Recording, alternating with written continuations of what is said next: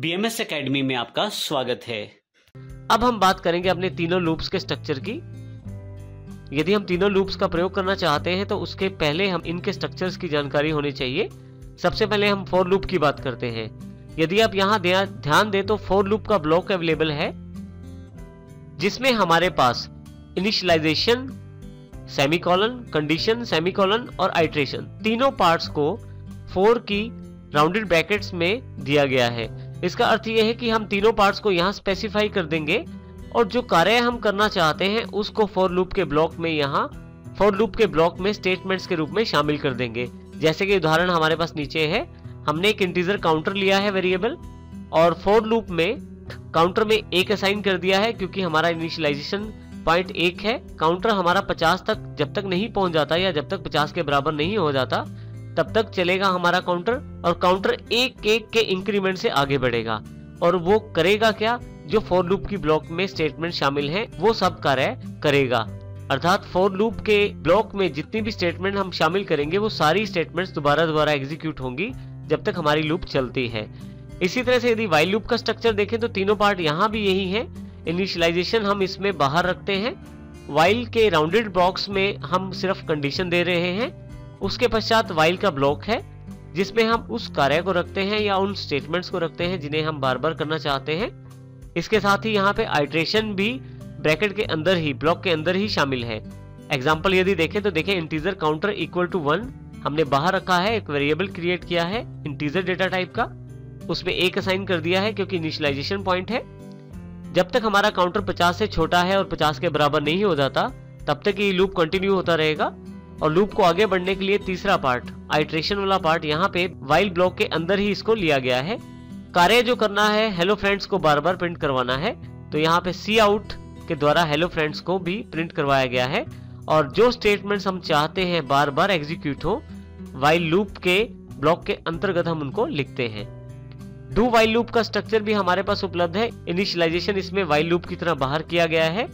इस लूप को डू से स्टार्ट किया गया है, फिर ब्लॉक और फिर लास्ट में व्हाइल वाली कंडीशन को लास्ट में दिया गया है जिसमें हम कंडीशन को राउंडेड ब्रैकेट्स में मेंशन करते हैं। और सबसे इंपॉर्टेंट बात यदि आप देख, इस लूप के लास्ट में सेमीकोलन का प्रयोग किया गया है इस लूप को एंड करने के लिए। अब सेमीकोलन का ध्यान जरूर रखें, यहाँ पे लगाना जरूरी होता है। हमारे पास ब्लॉक के अंतर्गत, डू ब्लॉक के अंतर्गत हमने उन स्टेटमेंट्स को शामिल किया है जिनको हम बार बार एग्जीक्यूट करना चाहते हैं, और साथ ही यहाँ पे आइट्रेशन पॉइंट भी शामिल किया गया है।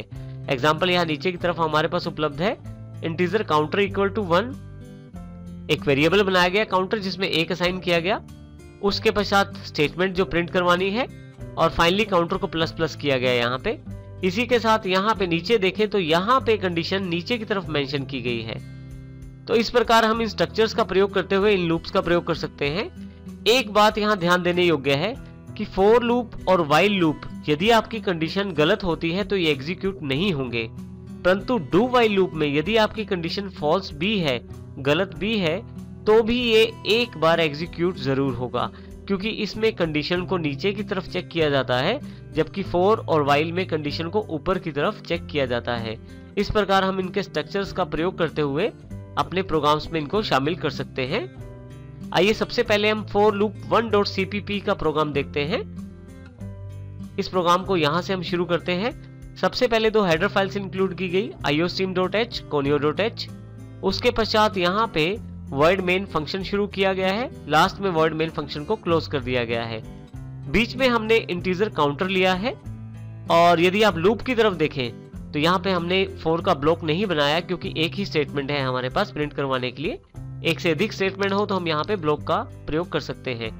देखिए फॉर लूप में सबसे पहले इनिशियलाइजेशन पॉइंट काउंटर में 1 असाइन कर दिया है, उसके पश्चात जो कंडीशन है वो मेंशन की गई है जो लेस देन और इक्वल टू 50 तक जाती है, और इसी तरह से काउंटर में 1 जोड़कर हमने लूप को आगे बढ़ाया है।